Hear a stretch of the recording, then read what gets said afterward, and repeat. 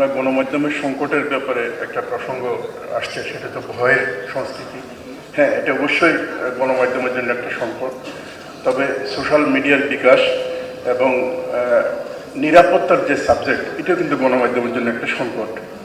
আমরা জানি আজকে সুদানে কিন্তু গণমাধ্যমের স্বাধীনতার কথা বলা হয় না, অথবা একসময় সিরিয়াতেও বলা হতো না।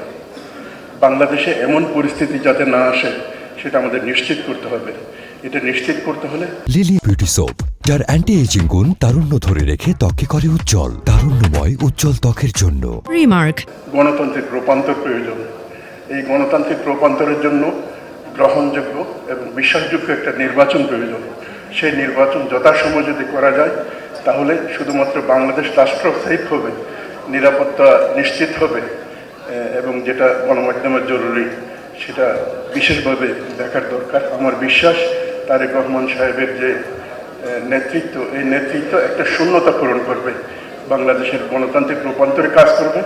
গণতন্ত্র যদি আসে তাহলে বাংলাদেশের গণমাধ্যমও রক্ষা পাবে এবং একটা গতিশীলতার পথ খুঁজে পাবে। সবাইকে ধন্যবাদ।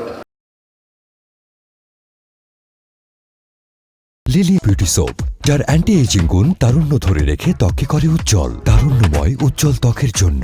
রিমার্ক।